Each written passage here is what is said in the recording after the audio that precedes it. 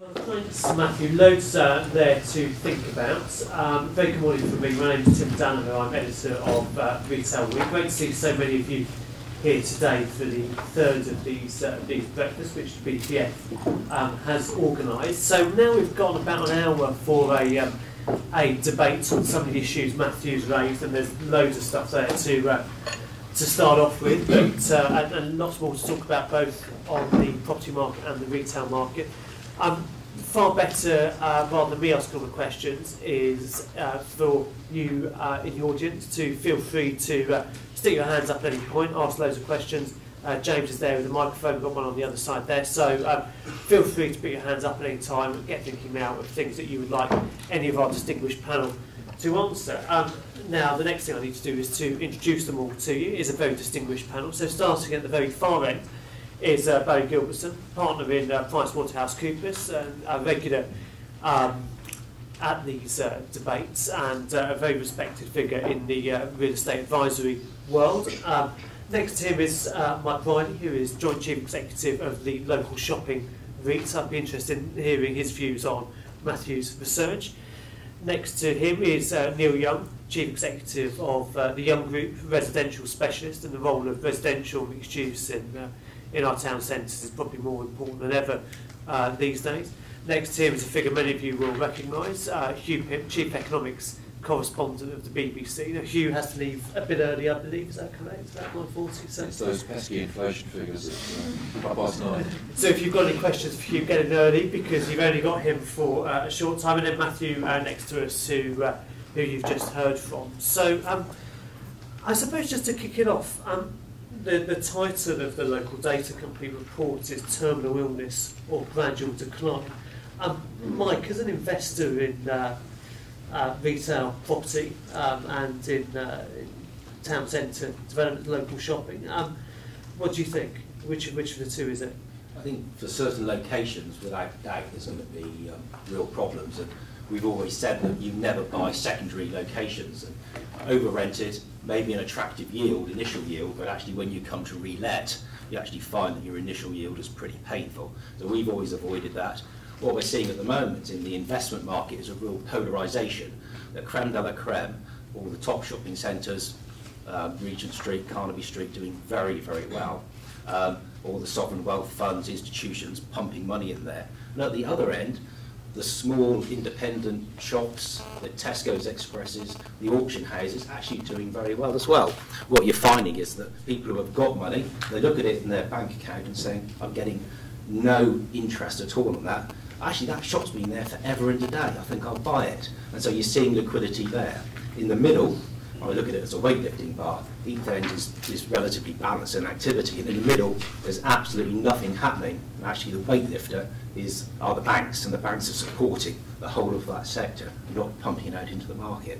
In terms of lettings, our small shops, we have 70% independent retailers, are actually doing very well. We've just announced our IMS last week, and basically our void rate has been flat now for the last 18 months. So we're losing some. Poor retailers will always fail, but other retailers will come back in. We're finding that our rents are beginning to grow, which is contrary to what most people would believe. So actually, it's all about location, it's understanding your local market, and very much is about community type shopping at the moment, and that's doing very well indeed. So give us an idea of the sort of towns that do well for you, and what are their characteristics, because say, actually, there's this general perception independent retailers dying on its feet, but that isn't really the case in the right places. Well, it's quite interesting. Our best region performance-wise is Scotland. Now, why would that be? Most people would expect that to be doing poorly. It's just not the case. It's down to micro locations, and you have to understand our shopping is all about people walking to get their food. It's the local co-ops, the local Tesco Express, the hairdressers, the fast food takeaways. So it's actually a very, very small market that our independent retailers are looking at. And what we have found is one or two areas have been a little bit more affected. The northwest got affected, and certainly some areas in the northeast. But Hull, for example, now had increased in void, but now has actually we've got no void there at all. And it's all about location. If you get the right end of the street, in Hull it has to be the student end, you'll do very well. If you've got the other end, you're going to have vacancy. So it's about location. It's what all property people know about. Barry, what do you think? Terminal illness or gradual decline? Well, I think it's much more to do with an underlying structural change. People will have heard me mention this before, but I think that the internet is making a huge difference to the way in which people shop. I guess there's probably nobody in this room today who hasn't bought stuff on the internet, and we now know that the current figures suggest something in the order of 10.6, so heading towards 11% of UK retail sales are going through the internet. That's 11% that isn't going through the tills in the high street. And these structural changes will make a huge difference. Because if you think about it, it's a bit like a virtuous circle. If you think of who is driving the way in which we shop, is it the retailers or is it actually social? Is it us? Is it because we desire to buy stuff on the internet for its convenience or whatever?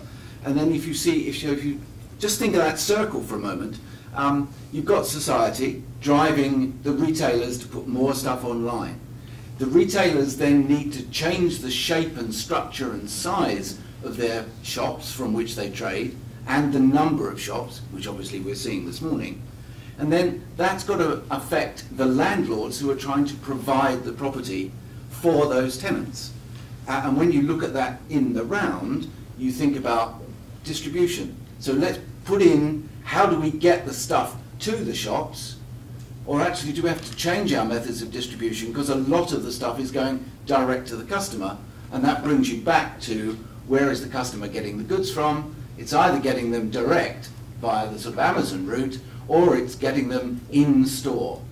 And so when you see that going round in a circle, you can see how important the internet sales are to the future of retail. So Barry, just picking up on that point, some of those people who see this debate being a bit more glass half full and glass half empty would say, oh yes, but that question of fulfilment, and how do you get the goods to the customer without them staying in half a day or whatever, actually there are all sorts of new opportunities there for click and collect type services and for local stores to become collection points. But do you see that actually make a difference in the scheme of things, or do you fundamentally have just got too many shops? Well, I think fundamentally we have too many shops, but I do think that click and collect is going to work, and it needs good examples of click and collect for other retailers to believe it's going to work. Now let me just give you a couple of stats about John Lewis. Loads of people love John Lewis as a shop, loads of people love John Lewis online. Now, 18 months ago, when John Lewis online was launched, 18 months to 24 months ago, that started from a zero base. They're now selling as much online as they're selling from the Oxford Street store. That's around £400 million worth of sales a year, coming online through John Lewis, the same as the Oxford Street store. But interestingly, what they've tried to do is to try and focus people on click and collect, and the statistics at Christmas showed that about 10% of their retail sales online were collected in store. But perhaps more importantly, from John Lewis's point of view, 30% of that 10%, 30% of the people who collected in store also bought something else while they were in the store. And I think that's the key, and that is where click and collect is going to make a big difference to people. It's ease of convenience, and that is what we all want. We're all busy people.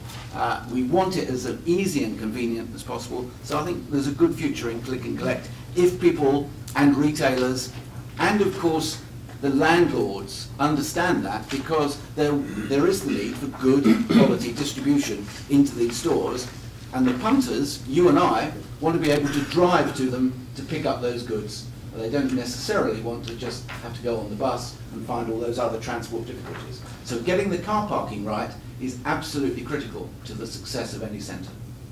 Hugh, point that Mike made just now, and it came through in Matthew's presentation as well, is that the regional differences around the country. And one thing we were talking to retailers at the moment, they're saying, well, is they're seeing only widening the gap between the performance of the South East and London in particular and the rest of the country, particularly further away you go from London. And people suggesting that maybe it's down to what might happen with public sector job cuts and those areas where more people work in the public sector. How big an issue is that in broad economic terms? And are there wider signs of a growing divide between the regions? That's a very good point, Tim. Excuse me.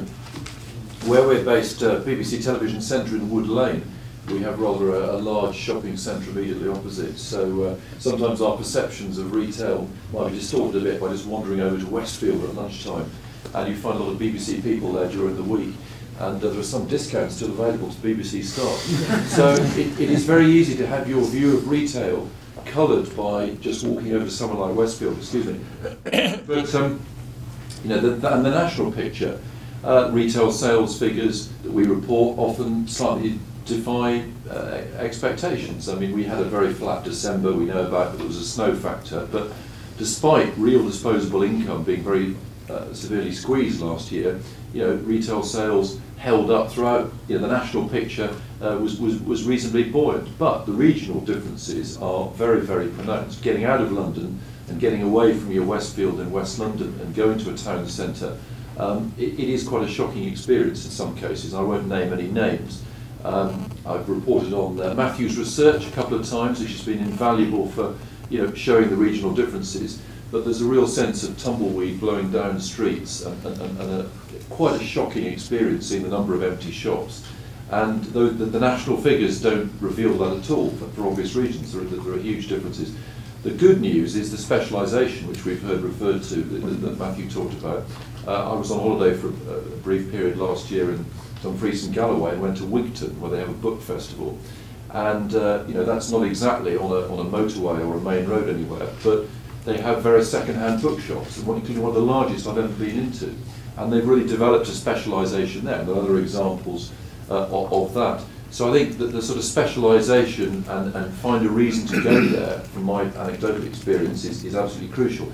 But gradual decline, certainly, I wouldn't want to use the word terminal, certainly describes the condition of quite a few high streets which are mentioned in the LDC report, and I think it's a serious social problem as well as being a local economic problem.